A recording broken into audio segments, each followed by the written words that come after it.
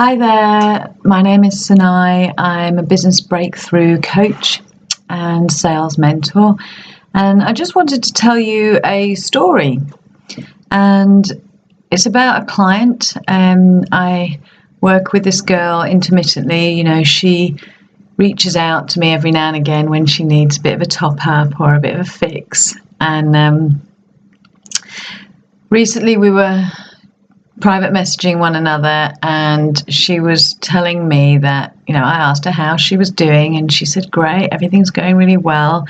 She said she was just trying to get herself on Periscope. This was her challenge, to get herself on Periscope. However, she was really struggling with this fear around getting visible. And the fear was basically kind of couched around a story of not being worthy, not feeling like people will want to hear what she's got to say. Who am I to be commanding an audience, talking my truth in public, those kind of stories. And so I said, come on, we need to have a call. I need to tackle this with you. You can't stay small like this. So we had a conversation, and within 60 minutes she completely rewrote her story. And I don't mean rewrote it as in just plastered over it. She completely rewrote it with her truth. So just to go back then to the beginning of the call, we explored, what's the belief then? And it was around I'm not worthy. And, it was a good story. It would have held up in court. She had some good evidence to back up her story. So it all went back, we dug deep, and it kind of went back to childhood, where she was constantly jostling for the attention of her parents and not really getting it. And at school, she was always considered a bit of an odd bod, and she was the quiet one, so people would not talk to her because she didn't approach them. So she was considered, quiet and odd and not very interesting. And this continued into her work life. She did climb the ladder at work, but she was never really spoke out in meetings. And, because of that, people started to have presumptions about her and assume that she had nothing to say. And, once you build up that kind of reputation, it's hard to shake off. People stop asking for your opinion, and she found that people stopped approaching her, people stopped talking to her. And she even had a couple of meetings with her boss and some reports that when she was told that she was considered antisocial and not a team player, and she couldn't make connections with people. So, there was a good load of evidence to really corroborate her story of having nothing to say, of not being worthy, of being uninteresting. And fair play, it would hold up in court. So I asked her what would she be doing? Who would she be if she didn't have this belief, this story? And the energy suddenly raised, and she said, oh my God, I'd be like badass. I would be rocking it on Periscope. I'd be a rock star in my business. I'd be out there getting clients and talking to people and really, showing my talents and my skills. And, so I was like, wow, it's just a thought that she keeps having.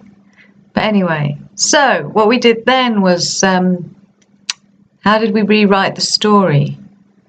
Well, we dug deep again, and we looked at all the evidence, all the reference that she has that backs up the opposite belief, the empowering belief, the belief that she's so much more worthy and has so much to say and is intelligent and considered, and when she speaks, she's purposeful, considered and deliberate.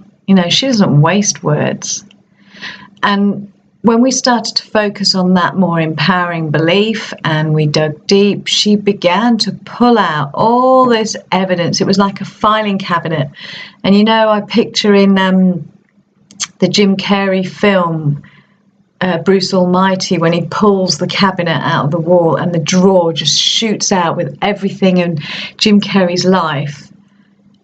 And it was like that. She had this enormous filing cabinet drawer full, rammed of evidence, of occasions, of memories, of situations and circumstances that all corroborated this empowering belief, this belief that I am more than worthy and I have talents and skills that people want to hear, and I'm interesting and I can connect with people. I am a team player. All these memories of when she met her husband and fell in love, and all the time she's hung out with her friends and had a great time with people. And of course she connects with people. Of course she's sociable. So all of a sudden, that limiting belief, that original story, just didn't hold up in court anymore. And knowing how painful that limiting belief, that story was for her and her business, how it was holding us small, knowing how painful it is by just asking the question, what would you be doing if you didn't have that belief? I'd be rocking it, I'd be a rock star. That's how damaging holding on to a crappy, limiting, disempowering, false belief really can be to you and your business. Within 60 minutes, she'd rewritten the story with her truth. And actually, since that call, she's completely changed she kind of rebranded herself a bit. She's changed her Facebook group name and the description, because she's now standing on her truth and saying, I'm no longer afraid. I don't feel like I need to be somebody that I'm not anymore. I am proud of who I am, and actually all that part of my life, all those previous old stories, are the things that I can really help my client with. So this is what I want to say to you. I have so much respect for you, for just being in this space of just trying to create your business, really trying to build something from, what's within you. And when you allow a limiting belief to kind of hold you back, just know that it's not true. It's not true. Switch that belief by just focus on the exact opposite belief. Write down the limiting belief that you have. Write down the exact opposite. Focus on that opposite belief and start finding the evidence to back up that more empowering belief, because it is no less true or no less false than the original story. So choose the one that's going to empower you and move you forward. Have a great day, ladies. Thank you so much for listening. And, well done, as Brené Brown would say, for daring greatly, for stepping into the arena. Just big respect.